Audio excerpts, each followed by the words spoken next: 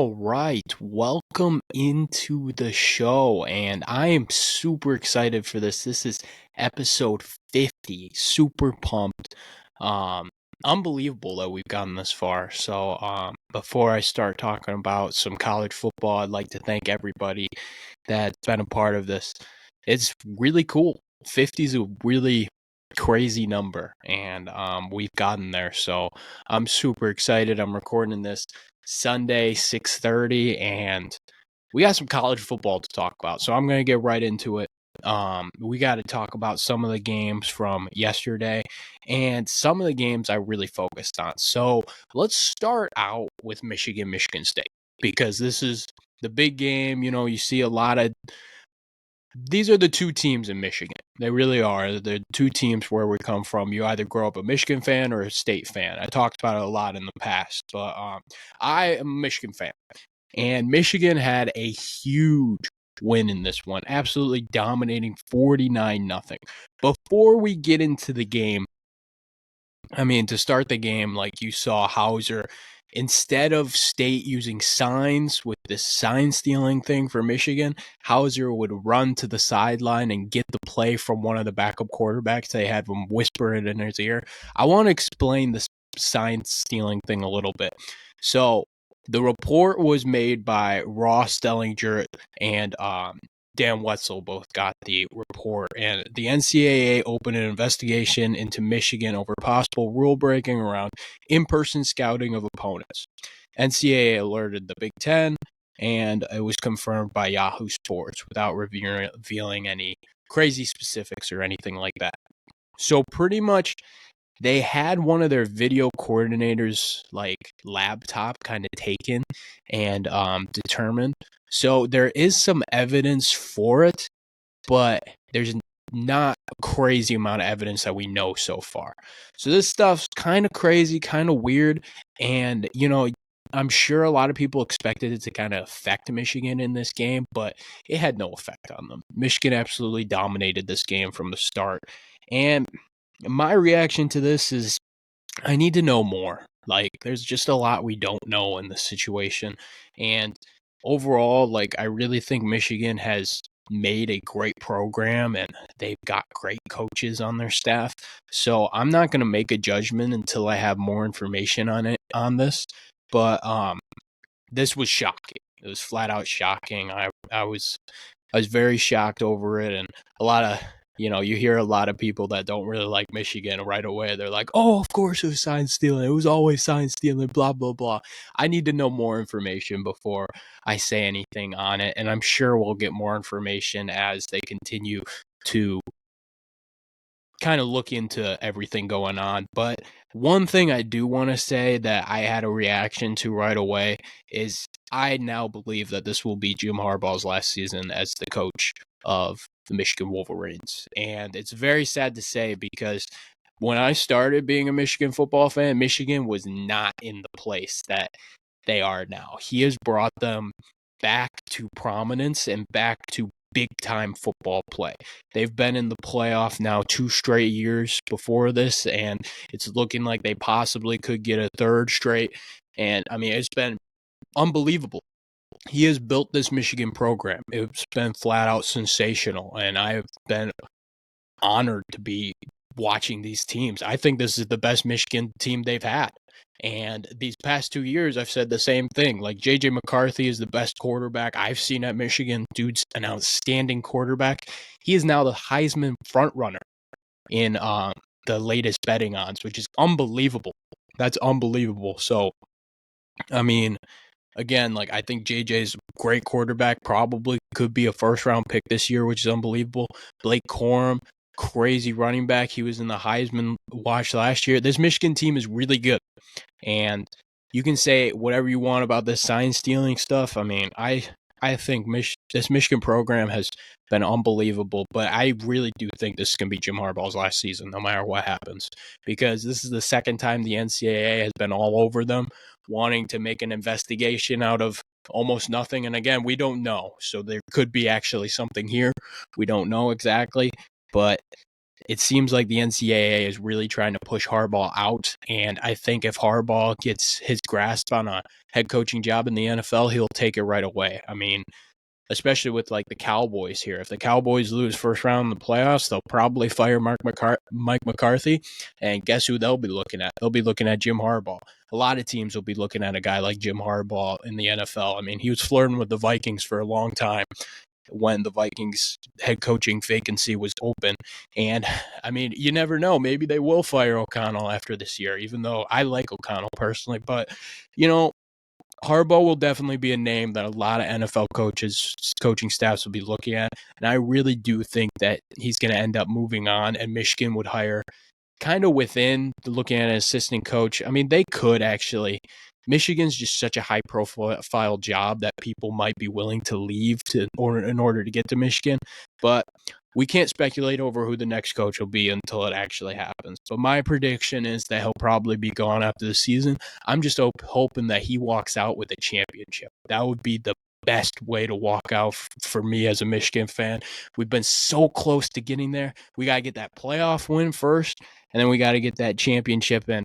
I mean, I'll talk about Penn State, Ohio State later, but we got to get through those two first. Those two guys, like, great teams right there going into Happy Valley and playing Ohio State. Again, that's kind of been the two-person schedule that a lot of people have been talking about. But let's switch over to the game. Again, I talked about it a little bit, but 49-0. Michigan came out and absolutely just dominated. J.J. McCarthy played unbelievable, was 21 for 27 passing, 287 yards and 4 touchdowns. And I'm going to be honest with you, I turned this game off at halftime. Like, Michigan, I knew Michigan was going to absolutely smoke Michigan State. I went to the Michigan State-Washington game, and Washington just beat Michigan State over the top because Michigan State's secondary can't guard anybody.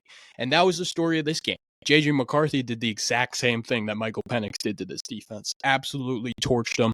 I mean, Barner with 8 receptions, 99 yards, a touchdown. Loveland with 79 yards receiving and 2 touchdowns. And, I mean, just a flat-out unbelievable game. Roman Wilson also with the touchdown. Michigan is just playing so well right now. They really are. This was the first game that they really came out and did the first punch. They were all over it. They were really going. I think Michigan, personally, to me, is the number 1 team in the country. And again, I'm saying a lot of good things about Michigan. They haven't played their 2 main games yet. And their 2 main games are Penn State and Ohio State. And I'm going to talk about that game in a second. But, I mean, that's really the story here. Like, Michigan State's just not where they are. Again, we talked about the Mel Tucker situation a lot on this podcast. It's just tough. I feel bad for Nathan Barrett, the coach. I mean, you know, it's a tough situation there. I actually do like Caden Hauser. I think he's a solid quarterback and has some good poise in the pocket. And if Michigan State fans are patient with him, he could end up being a solid quarterback. But we'll see. I mean, Nathan Carter, tough. I mean, if I'm State, I'm really trying to find that head coaching job or find that head coach that can really bring this team back to where they were under Mark D'Antonio. But, you know, this game's always fun. There was a lot of hype around this game. It's just cool that it was going to be a night game at Michigan State. You would have hoped for a closer game, but, you know, it is what it is. Fun game. It's always a great rivalry. So, Michigan, again, 49-0. All right. So let's move into the other great Big Ten game, and that was Ohio State and Penn State. And this game had a lot of Big Ten influence on this game. I mean, these two, so we talked about it all year. It was really a 3-team race. You got Michigan, Ohio State, Penn State. Those are 3 teams. And basically, these past few years, the tiers have been Michigan and Ohio State have been up here, and Penn State's been down here looking in, okay? And a lot of people were predicting that this was going to be the year that Penn State was going to step up, snatch it, and get back in. I mean, we even had a few people on this podcast talk about it. Like Jonas Cerrone said that Penn State would be winning the Big Ten. Connor Benson said Penn State's going to be winning the Big Ten. Yeah, it's going to be tough for them now. This is a tough loss to Ohio State. Ohio State sneaking out of this game 20-12. And I want to talk about the defenses in this game because the defenses were all over the place. I have never seen an Ohio State defense that was this good in the secondary. Their coverage was unbelievable. They forced Drew Aller, who I credited for his composure earlier on this podcast, but they forced him to throw for 18 for 42 from the field. That's insane. That completion percentage is awful. Flat out awful. Like, that is just a tough performance. He ended up with 191 yards and a touchdown, 0 picks. But Penn State couldn't get anything going. Ohio State on the defensive line was all over Penn State's offensive line. Their tackle did impress me, though. They have one of the best tackle prospects we've seen in a while. But, I mean, both O-lines really struggled in this game, and that includes Ohio State's O-line. But the D-lines were just all over the place. There's so much speed on both ends. A guy that impressed me on Ohio State, um, I mean, Marvin Harrison is unbelievable. But Ohio State just has some pass rushers that are really impressive.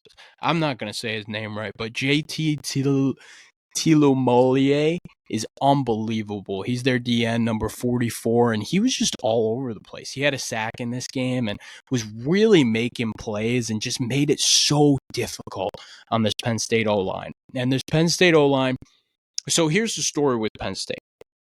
Penn State had been covering all their games. They've been playing really well. They've been doing great football. And the one question with Penn State is, can they make big plays? And the fact of the matter is, and this is what everybody overlooked, including myself, is that they hadn't been making big plays all year. They only had one play of over 40 yards, and that happened in their first game against West Virginia. It was their first touchdown of the season. So we really overlooked that because none of their receivers could get open downfield. The difference in this game was that Ohio State had Marvin Harrison, and Penn State did not have Marvin Harrison. That was the difference because these defenses canceled each other out. Ohio State's secondary was unbelievable. Penn State's secondary would match it and be almost better.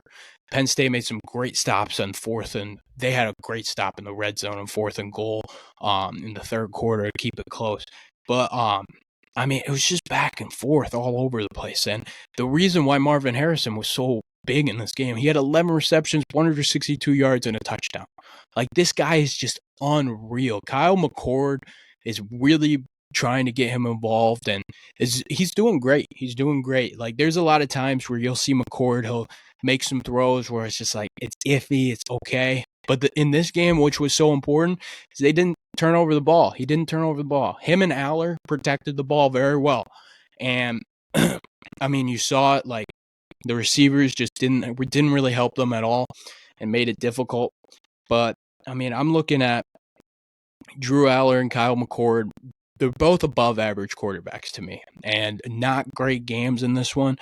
But, it really came down to the weapons, and Ohio State has the weapons. They have Marvin Harrison, they have Stover, they have Fleming. Egbuka was out in this game, but Ohio State's always had those weapons. That's why a lot of people were high on them this year. But I also think it comes down to scheduling. Ohio State, they played Notre Dame earlier this year. Penn State's best game was West Virginia, and West Virginia's ended up becoming a good team. But again, it's tough when you don't schedule well. It is. And that's why I'm a little nervous for Michigan. I have been. Playing Penn State will probably be a shock to the system because it will be a great defense, and they haven't really seen that yet. But, if you're Michigan, you can't overlook Penn State when you play them. You can't overlook Ohio State. But, really, they would never overlook Ohio State. It's Michigan, Ohio State, But really, it's going to come down to that Michigan-Ohio State game, I think. And that's assuming that Michigan can win in Happy Valley, which is a very difficult game. But I'm going to give credit where credit is due. Ryan Day has done a great job this year. Great job. Being able to sneak out of that Notre Dame game was awesome. And then being able to sneak out of this Penn State game, another awesome one. I didn't think they'd win either of them. And now they're going to Wisconsin. That's going to be a tough game, tough environment. It's a 7:30 game next week. So, another tough game. But I've got confidence in this Ohio State team now. Kyle McCord looks a lot better than he did earlier this year, and I'm looking forward to it. Like the Big Ten's going to finish really fun. Like I'm super excited to see what's going to happen.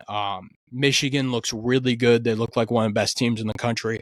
Ohio State and Penn State look really good. I think they have two of the best defenses in the country and really showed up in that game. Like it's just tough for Penn State. They don't have the receiving, and Drew Aller's young. Drew Aller's young. If I'm a Penn State fan, I still believe in Drew Aller. I'm still a Drew Aller guy, but it's just tough. You don't have the weapons. You really got to go after some receivers and try to compete with those Michigans and Ohio States. And you got USC and UCLA coming over and with Oregon.